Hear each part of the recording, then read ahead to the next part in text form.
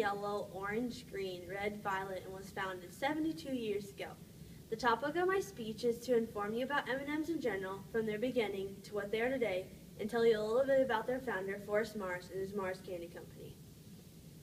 M&Ms are one of my favorite candies to eat. I enjoy picking out the different colors, leading my least favorite color to my favorite color.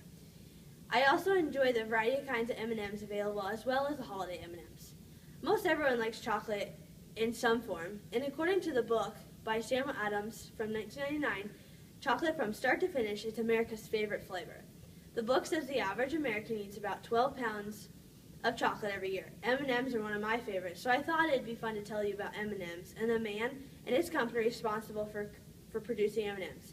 I'm going to start with telling you a little bit about Forrest Mars and his company. Next, I'll tell you about the history of M&Ms, and finally about the milestones and important changes that took place.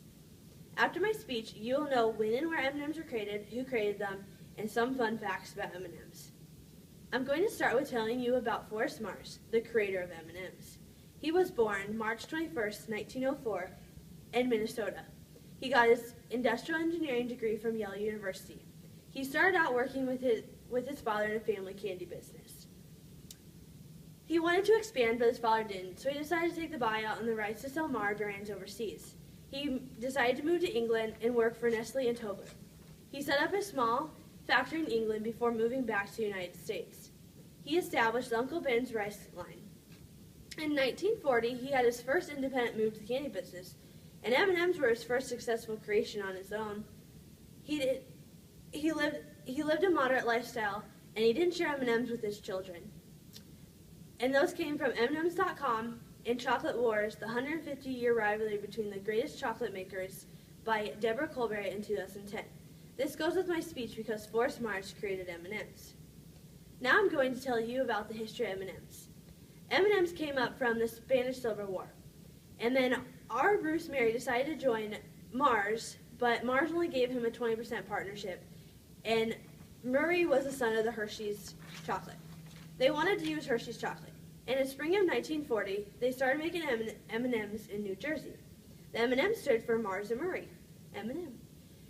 M&Ms were first put in little tubes, but then moved to brown bags in 1948.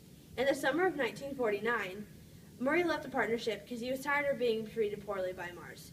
So Mars bought Murray out for $1 million. In 1954, they used TV commercials and M&M characters to sell their products. In 1956, they topped $140 million mark, which was the most popular candy. In 1958, they surpassed the 1 million pounds per week. That's a lot of chocolate. There were slumps after the war, so his advertising came up with this famous slogan, and Mr. Peanut and Mr. Plain characters were used in commercials. And in 2012, Mrs. Brown, the chief chocolate officer, was spotlighted in the Super Bowl 17 commercial where she was mistaken with having no color because she was brown. M&Ms were sold around the globe in China, Russia, Turkey, France, Germany, Japan, and England. They generated over more than $2 billion.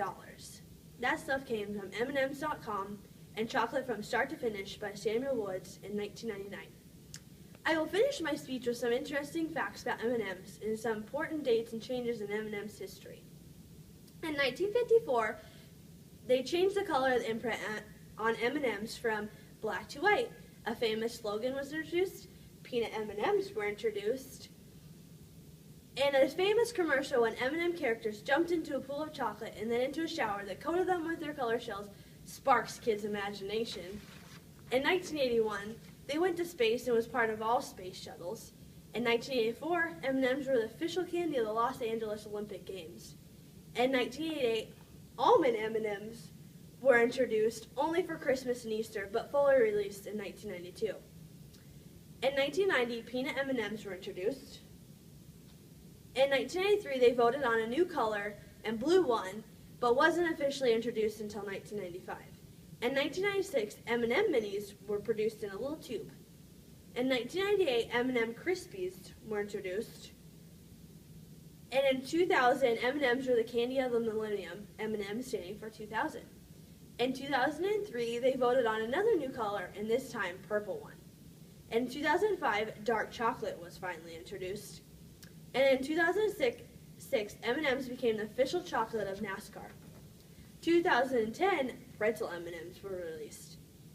And today, 2013, M&M's chocolate bars are now released.